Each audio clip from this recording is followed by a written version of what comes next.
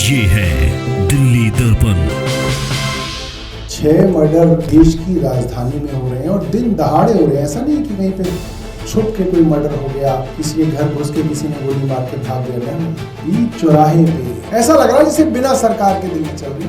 दोस्तों, लगातार हिंदी के अखबारों में ये खबर हम देख रहे हैं, कहीं 2 मर्डर, कहीं 3 मर्डर, कभी डबल मर्डर, कहीं ट्रिपल मर्डर। कल तो पिछले 24 घंटे के अंदर दिल्ली में 6 मर्डर हुए हैं। 6 मर्डर 6 मर्डर देश की राजधानी में हो रहे हैं और दिन दहाड़े हो रहे हैं। ऐसा नहीं कि कहीं पे छुप के कोई मर्डर हो गया, किसी के घर घुस के किसी ने गोली मार के भाग गया। ना, बीच चौराहे पे, मेन रोड पे दिन दहाड़े मर्डर हो रहे हैं और निर्मम हत्याएं हो रही हैं। एक मर्डर जो राखी बहन हमारी मंगोलपुरी से आती हैं, वहाँ कई बार विधायक रही, 3 बार। उनके मंगोलपुरी इलाके में कल एक 10वीं का छात्र अपने स्कूल गया। स्कूल में रोल नंबर लेने गया, बताया जाता है फेयरवेल भी थी उस दिन, और स्कूल से वो निकला तो उसके ऊपर हमला हुआ। हमले में जो बर्फ तोड़ने वाला सुआं होता है, वो सुआं उसके सर में यहाँ पे अंदर चला गया, मारा गया और आर पार निकल गया वो सुआं। और इस तरीके से उसकी मृत्यु हुई। उसकी माँ अभी तक विश्वास ही नहीं कर पा रही है कि उसका लड़का मर गया। त्रिलोकपुरी की घटना है, कोई नौजवान एक मोबाइल की दुकान पे गया, कि मेरा फ़ोन चार्ज कर दो। उसने मना कर दिया। आजकल नहीं करते लोग किसी का फ़ोन चार्ज, कल को पुलिस का कोई मामला बन जाए। उसने कई सारे लड़के वहीं पे इकट्ठे किए। उन लड़कों के पास लकड़ी के डंडे थे जिनके चारों तरफ कील थी। ऐसे हथियार थे उनके पास, जो आप कहीं फिल्मों में देखा करते थे कि लकड़ी के डंडे जिनमें चारों तरफ नुकीली कील, और उससे मार मार के उस दुकानदार को दुकान से बाहर निकाल के दुकान के सामने बीच बाजार में मार मार के उसकी हत्या कर दी। मोती नगर में बता रही है 2 हत्याएं, 1.5 घंटे के अंतराल में 2 हत्याएं मोती नगर में हुई। और ऐसा लग रहा है जैसे सरकार को कोई फर्क ही नहीं पड़ता। गृह मंत्री का पता चलता है साहब अब वो नागालैंड में चले गए, अब वो जो है बंगाल में चले गए, वो प्रचार मंत्री बने हुए हैं। वो गृह मंत्री हैं देश के। भाई, आप देश के गृह मंत्री हैं, आपके अधीन पूरी देश की इंटरनल सिक्योरिटी है पहले तो, और दिल्ली की तो खास तौर पे आपके पास है, क्योंकि दिल्ली पुलिस के ऊपर जो है आप कब्जा जमा के बैठे हैं। आपने जबरदस्ती उस पर कब्जा जमाया हुआ कि साहब हम ही संभालेंगे। तो जो आम नागरिक है दिल्ली का, वो जाए कहां? पुलिस कमिश्नर अमित शाह से भी बड़े मंत्री हैं, पुलिस कमिश्नर किसी से नहीं मिलने के लिए तैयार। अमित शाह का तो छोड़ दीजिए, वो दिल्ली में जब रहेंगे तो वो मिलेंगे, वो दिल्ली में होते ही नहीं कभी। क्या भगवान भरोसे चल रहा है दिल्ली? और ये जो हमारे वो इलाके हैं जहां पे कमजोर हमारा समाज का हिस्सा रहता है, रीसेटलमेंट कॉलोनीज हैं, ज्यादातर दलित समाज का वंचित वर्ग रहता है, जो किसी तरीके से जैसे तैसे 2 पैसे कमा के अपने बच्चों को सरकारी स्कूलों में पढ़ा रहा है। चाहे वो मंगोलपुरी हो, चाहे वो बवाना हो, चाहे वो सुल्तानपुरी हो, चाहे वो त्रिलोकपुरी हो, चाहे वो सीमापुरी हो।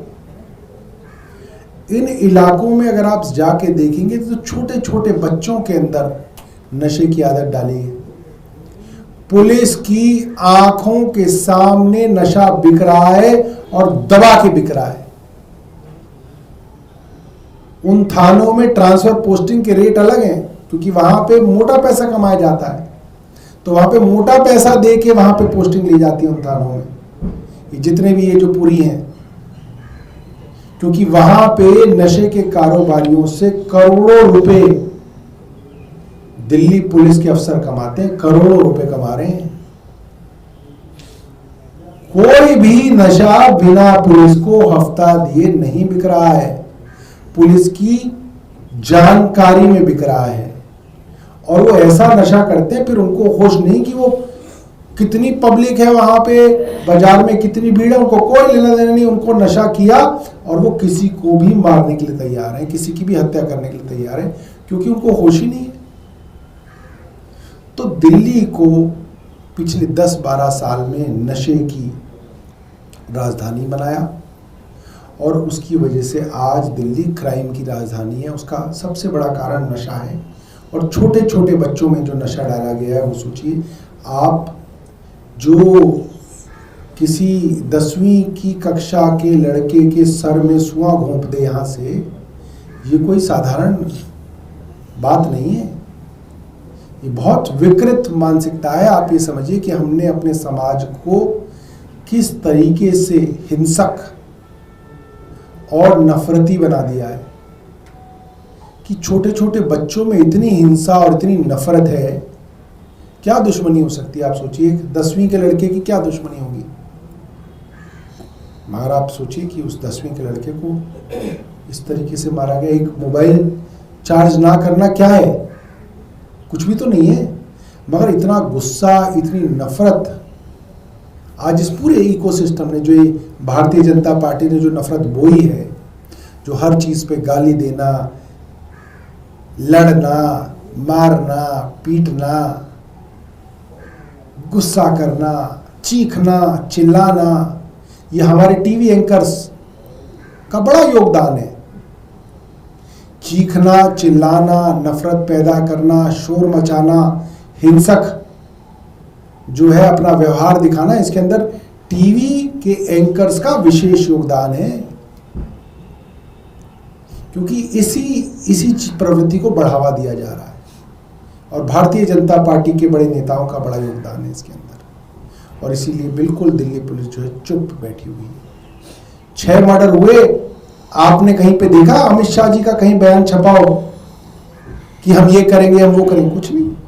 कहीं देखा आपने कमिश्नर सतीश गोलचा जी का बयान छपा हो, हम ये करने वाले हैं, वो करने? कुछ नहीं। कोई जवाबदेही नहीं है, कोई सवाल नहीं, कोई उनका जवाब नहीं, कुछ नहीं। ऐसा लग रहा है जैसे बिना सरकार के दिल्ली चल रही है। मैं राखी जी से निवेदन करूंगा, क्योंकि मंगोलपुरी में काफी जो है वर्षों तक रही हैं और कल ये जो छोटा बच्चा गुजरा उसके परिवार से रात को आधी रात तक ये उनके साथ थी, ये अपनी बात कहेंगे। धन्यवाद। कल का जो हादसा मंगोलपुरी विधानसभा K2 स्कूल में पढ़ने वाला सुधांशु, जिस हादसे से उसका परिवार कल गुजरा है, अभी वो फोटोज हम लोग दिखाएंगे, सोशल मीडिया पर भी वायरल है कि किस प्रकार से उस बच्चे के सर में सुआ तो घोपे ही घोपे थे, लेकिन जो छुरी है जो उसके आर पार हुआ है वो वेपन छुरी है, एक खंजर है।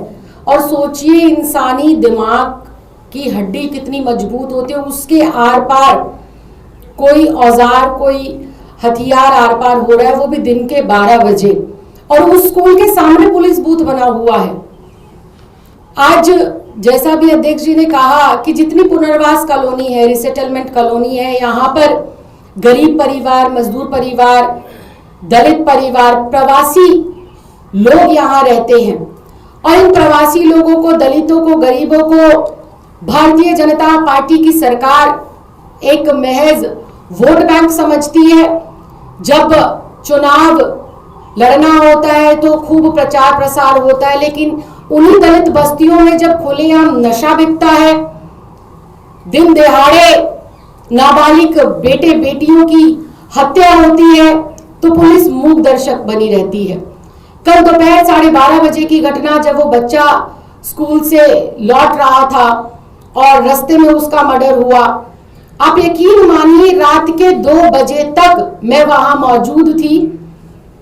ना तो पुलिस की तरफ से परिवार को कोई एफआईआर की कॉपी सौंपी गई, ना किस प्रकार से वो कार्रवाई कर रहे हैं उसके ऊपर कुछ उनका जो है जवाब आया, ना ही पुलिस की तरफ से इस बात की कोई तस्दीक की गई कि ये जो हादसा हुआ है, इस हादसे का मोटिव क्या है या क्या लक्ष्य रहा होगा।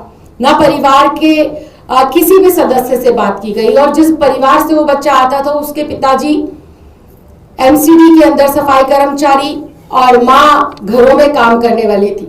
तो 10वीं क्लास का बच्चा है, उसकी किसी के साथ कोई रंजिश या बैर भी नहीं हो सकता, और परिवार चूंकि बहुत ही निम्न आर्थिक व्यवस्था के साथ गुजर रहा है, तो ऐसा नहीं है कि उसके माँ बाप की किसी के साथ कोई दुश्मनी हो सकती।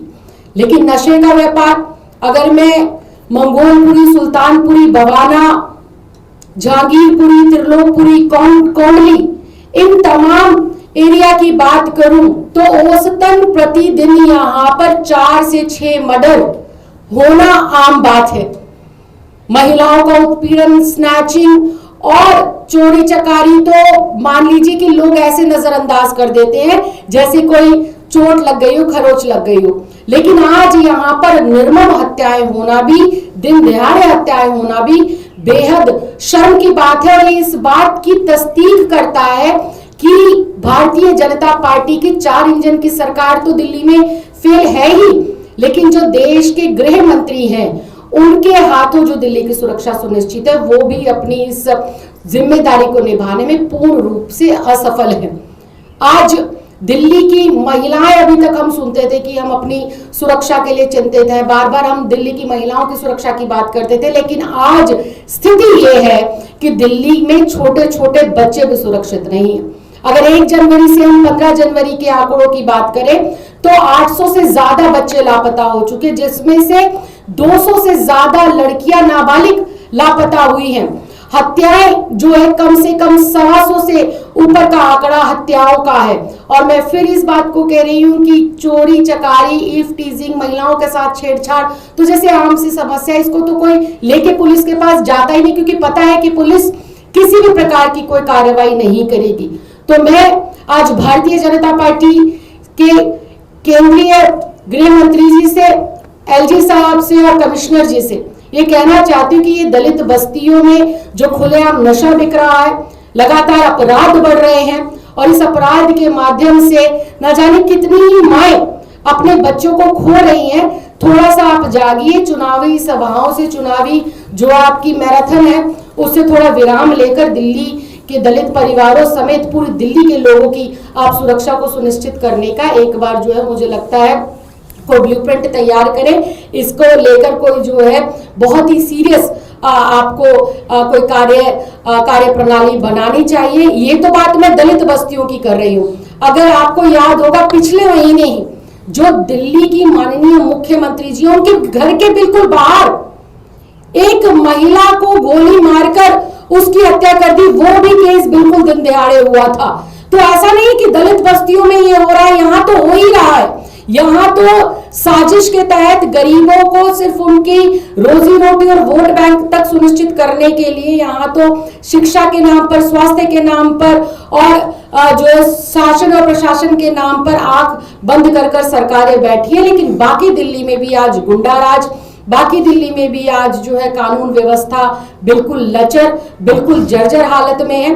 और लगातार हमारे माननीय प्रदेश अध्यक्ष जी ने भी पुलिस कमिश्नर को लिखित में मिलने के लिए 2 से 3 बार चिट्ठी लिखी है, लेकिन अभी तक मुलाकात तो दूर, मुझे लगता है आपकी चिट्ठी का कोई जवाब तक भी नहीं आया है। तो ये बढ़ते अपराधों पे भारतीय जनता पार्टी के लोग जो चुप होकर बैठे हैं, जनता देख रही है, और हम तो सिर्फ इनसे इतनी विनती प्रार्थना कर सकते हैं, क्योंकि सत्ता इनके हाथ में है, सत्ता में बैठकर ये अपने काम कर रहे हैं। तो इनसे सिर्फ इतनी सी निवेदन है कि यहाँ के बच्चों को सुरक्षा दी जाए, महिलाओं को सुरक्षा दी जाए, और दिल्ली के स्थानीय लोगों के लिए ऐसा माहौल बनाया जाए कि अब तो लोग स्कूल में अपने बच्चों को भेजने से डर रहे हैं कि कम से कम वो एक अच्छे माहौल में पढ़ सके, बढ़ सके और दिल्ली में रह सके। धन्यवाद। लेटेस्ट खबरों के लिए सब्सक्राइब करें हमारा YouTube चैनल या फिर लॉग ऑन करें www.delhidarpantv.com। खबरों की कवरेज और विज्ञापनों के लिए संपर्क करें।